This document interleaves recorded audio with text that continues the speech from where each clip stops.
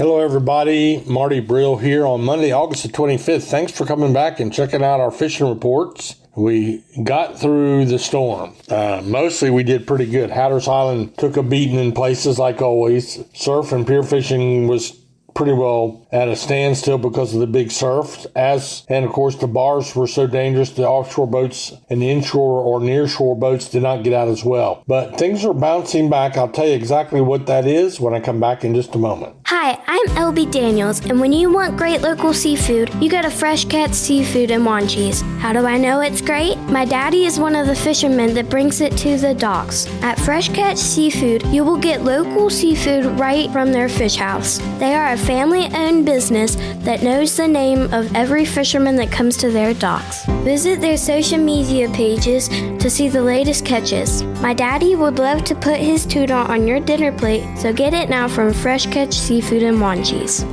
Wave Runner Fishing Charters provides exceptional Outer Banks fishing trips for anglers of all experience levels. Captain Brian White's love for fishing began at age 6 and soon evolved into a lifelong passion. Located at Wanchese Marina, the Wave Runner specializes in offshore and nearshore fishing adventures, offering guests the excitement of pursuing a wide range of pelagic species. They have the best rates in town. Call today at 252-216-8350 or online at fishwaverunnerobx.com. So we always start down in Hatteras, and I talked to Captain Jesse Anderson on the Carolina Girl out of Hatteras Harbor. Jesse's probably my longest sponsor, been part of our program for a very long time.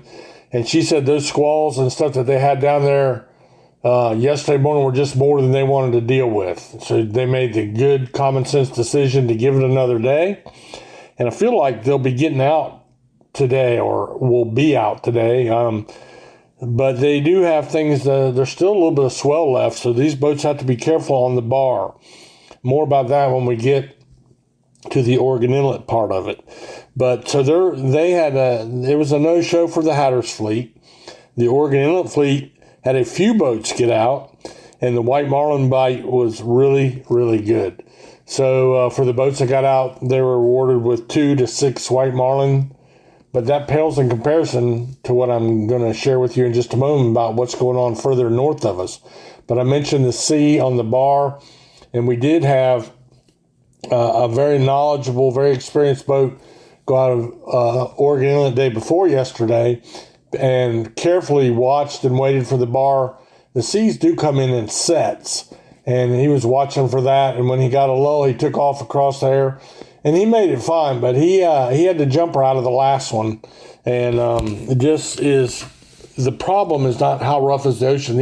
Our fleet, modern, well-built, well-designed, can take about anything in the ocean within reason.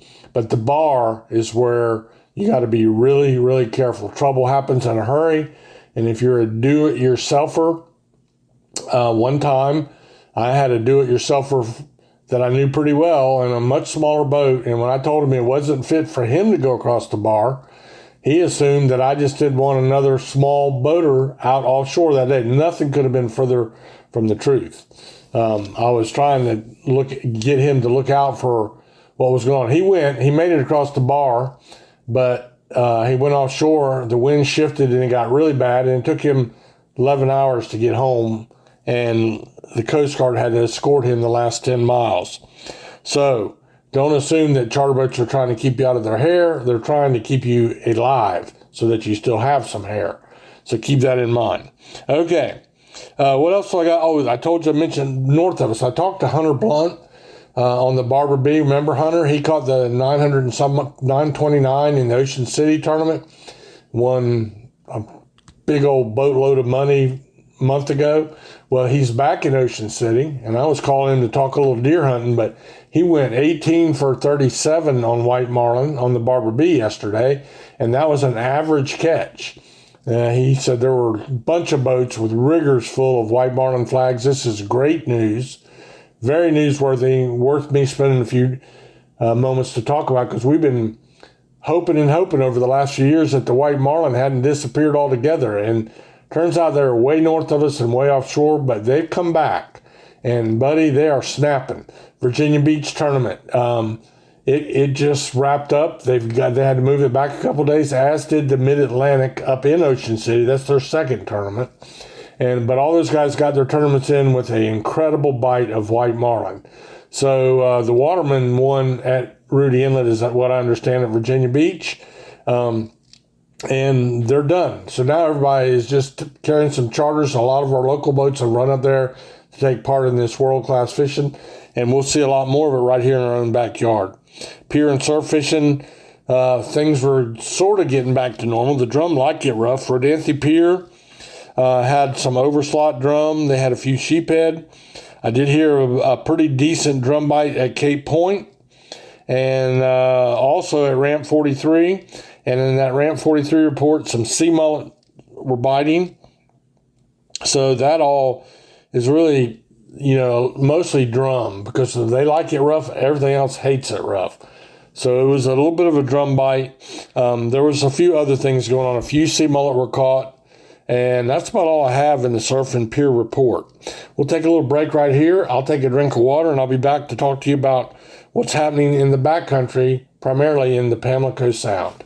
Boasting phenomenal seafood dishes, a great menu, and waterfront views with deck seating, Striper's Bar and Grill at the Shallowbag Bay Marina in Manio serves a casual, fun-filled dining experience with an Outer Banks flair. With 3 floors to choose from, you're bound to find the perfect seat for you and yours while enjoying great food and fantastic drinks. To see our menu and to catch a glimpse of the beautiful views, go online to stripersbarandgrill.com. Striper's Bar and Grill at the Shallowbag Bay Marina in Manio, where everyone's a VIP. Good fishing month. Sometimes it can be really slow, but now we're getting ready to have a spell of cooler weather. I was working on trail cameras and things, thinking about black powder season coming up here in 1st of October, so pretty excited. But there's still a really good bite going on in the Sound for drum, trout, and then to a lesser degree some bluefish, some sheephead, some black drum. There's still a few people tarpon fishing, although they don't tell me. They're like, they don't trust me to put that out. It's really very secretive, and they know you can telephone, telegraph, or tell Marty, and they're not going to tell Marty. So anyway, that's what's going on. And finally, my last tournament of the year, this will be my 8th tournament from Hatteras to Oregon Inlet and some others. And so we have the Gibbs Shoal Fishing Tournament. This tournament supports a small local volunteer fire department in Englehart. It will be on August the 30th. And yes, there is some prize money at stake. A lot of different ways to win. But that's coming up August the 30th. Gibbs Shoal. And that's what you need to do. Just go on Facebook or just Google Gibbs Shoal Fishing Tournament. It'll pop right up. You can find out what you need to know. So come on over to Hyde County and have some fun with us. And if you're not fishing the tournament, you can buy food, you can buy t-shirts, you can have fun over Labor Day weekend. So that's my fishing report for you. It's been a good day. Looking forward to cooler weather, and I hope you have a great week. May the good Lord bless you all day long.